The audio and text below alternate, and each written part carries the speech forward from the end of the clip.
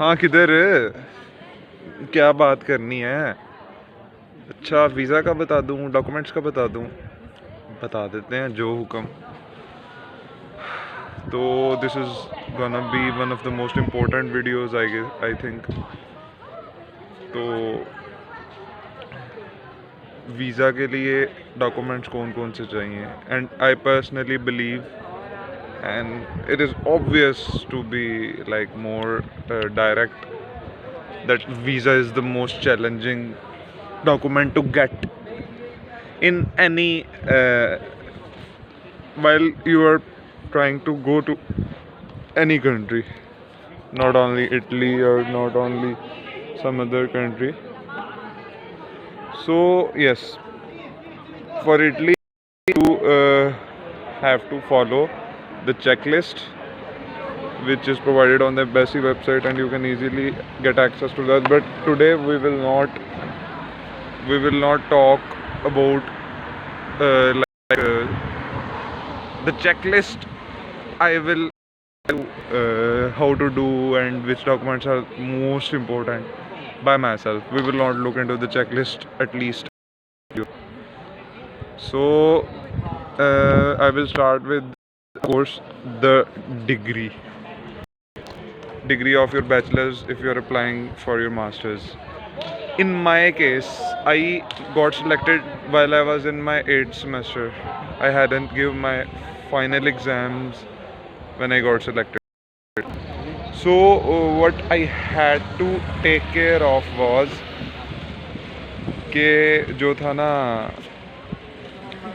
मेरी डिग्री आ गई हो, टेस्ट हो गई हो, मोफा से ट्रांसलेट हो गई हो जब मेरी अपॉइंटमेंट आए। और मेरा था अभी फर्स्ट टाइम, तो मुझे तो कोई आइडिया नहीं था। मैं जिससे भी पूछूं में भी ऑलमोस्ट 9 के बराबर लोग गए हुए थे इस तरह, और वो तब पॉसिबल भी नहीं था, उनका कसूर नहीं, क्योंकि तब डिले नहीं था होता। मेरी दफ़ा कोविड था तो डिले हो गया। तो मैंने अपने सोच विचार करके, कैलकुलेशंस करके, एक दो सीनियर से मशवरा ले, मैंने ना 8 जुलाई बुकिंग ओपन हुई, मैंने 28 अगस्त को बुकिंग की, मतलब ऑलमोस्ट 1 महीना 20 दिन बाद। उसके बाद तब भी अभी मैंने अर्जेंट डिग्री के लिए प्लान था कि तब अभी हमारे फाइनल स्टार्ट हुए थे। तो पर मेरा वो, मैं स्टोरी अपनी बाद में बताऊंगा। बहरहाल मैंने कर दिया अप्लाई फिर सितंबर में, और मुझे थैंकफुली अक्टूबर में डिग्री मिल गई। 9 अक्टूबर को मेरी अपॉइंटमेंट आई, तब तक मैं कर चुका था अल्हम्दुलिल्लाह, सब कुछ हो गया टाइम पे। अच्छा, तो डिग्री बहुत इंपॉर्टेंट है। अगर तो आपके पास ऑलरेडी है, well and good.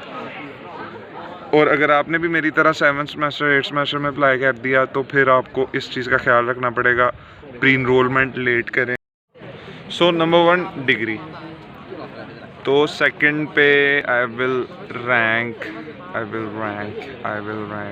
Educational documents. तो चलो हो गए, डिग्री है तो आपके पास सब कुछ ही होता है, तो डिग्री होती है। तो एजुकेशनल डॉक्यूमेंट्स निकल गए। उसके बाद सेकंड पे क्या रखना चाहिए हमें, क्या रखना चाहिए? फाइनेंशियल डॉक्यूमेंट्स ही हैं। बैंक स्टेटमेंट कर लेते हैं। बैंक स्टेटमेंट पे मैंने सेपरेट वीडियो बनाई कुछ दिन पहले, आप में से कुछ ने ऑलरेडी देख ली होगी, जिन्होंने नहीं देखी वो जाके देखें। बैंक स्टेटमेंट से ही स्टार्ट हो रही होगी, मतलब ज़्यादा पुरानी नहीं है अभी भी, तो वो देखें जाके। तो bank statement is very important. Financial documents पे उन्होंने 4 सब डिवीजन्स की हुई हैं।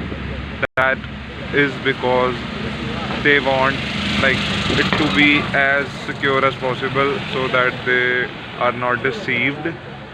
तो बैंक स्टेटमेंट जिस तरह मैंने उस वीडियो में बताया उस तरह स्टार्ट करें। उसके अलावा साथ ही अपना वो बनवा लें एफिडेविट। फादर अगर सपोर्ट कर रहे हैं, तो फादर का जो भाई कह रहा है, जो भी कह रहा है उसका, तो एफिडेविट कचहरी जाके बनवा लें। और अभी डॉव पे बात नहीं करते, इसलिए फिर इसी का मैं कहूँगा। सेकंड पे फाइनेंशियल डॉक्यूमेंट्स आ गए, बैंक स्टेटमेंट आ गई, उसके साथ प्रूफ्स आ गए। तो उसके अलावा FRC बनवा लें, उसको टेस्ट करवा लें, वो तो बहुत काम आएगा। मोफा से टेस्ट वो आराम से हो जाता है। फिर उसके अलावा वो 3 चीज़ें भी बहुत इंपॉर्टेंट है, पर वो एंड पे करनी होती हैं। इंश्योरेंस, इधर की रेजिडेंस बुक और डमी टिकट बुक, तो वो मैं बाद में बता दूंगा डिटेल में, क्योंकि अभी उनकी एज सच ज़रूरत नहीं है। प्री इनरोलमेंट समरी का प्रिंट निकाल के रखिएगा, एडमिशन लेटर रखिएगा, आइल्स है तो उसका ओरिजिनल रखना साथ, टेस्ट करवा के। नहीं, वो टेस्ट तो ऑलरेडी ऑफ कोर्स होता है ब्रिटिश काउंसिल से। तो बस ये है कि पैनिक नहीं होना और अच्छे से प्लान करें, क्योंकि एंड पे जो काम है कुछ वो तो हैं ही हैं, तो जो अभी हो सकते हैं वो भी करने की कोशिश करें। और स्पेशली जिनकी डिग्री अभी उन्हें नहीं मिली, वो बहुत केयरफुली मशवरे ले के बहुत अच्छे से प्लान करें, ताकि ये नौबत ना आए कि उनकी अपॉइंटमेंट आ जाए और उनको डिग्री ना मिली हो या टेस्ट ना हुई हो। वो फ्रस्ट्रेशन हो जाएगी, फिर और भी काम आप ख़राब कर दोगे उस फ्रस्ट्रेशन में। हालांकि एक मेरा दोस्त डिग्री के बगैर भी वीज़ा ले गया था, अपॉइंटमेंट आ गई और चला गया। He was brave enough but not that brave और that smart. So you no matter how brave you think you are, you should always play safe। तो अच्छे से प्लान करें, दोस्तों से मशवरे करें, और इंशाल्लाह अपनी पूरी अगर कोशिश करेंगे ना तो सब ठीक हो ही जाएगा। तो चलो डॉव पे भी बात कर लेते हैं।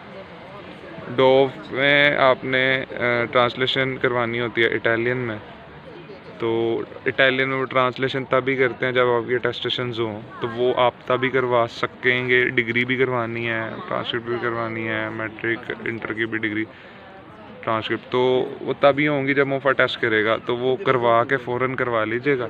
उसके अलावा डोमिसल और पासपोर्ट आपने करवाना है नोटरी पब्लिक से।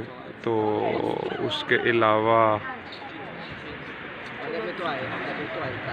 एडमिशन लेटर साथ एक रखना है डॉव में, उसकी अलग फ़ाइल बन जाएगी, वीज़ा की अलग फ़ाइल, सारे एजुकेशनल डॉक्यूमेंट्स। और हाँ, डॉव में 3 कॉपीज़ चाहिए एजुकेशनल डॉक्यूमेंट्स की।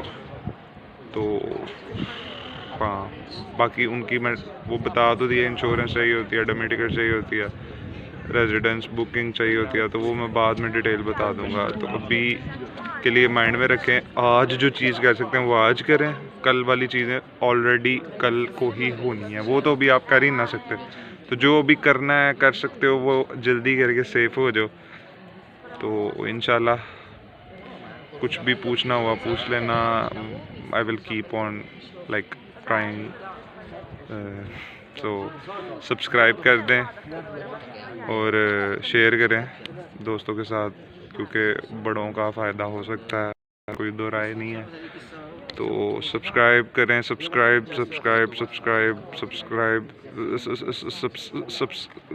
ये क्या हो गया मुझे, सब्सक्राइब ज़रूर करें। तो okay, bye bye bye, it is beautiful, goodbye।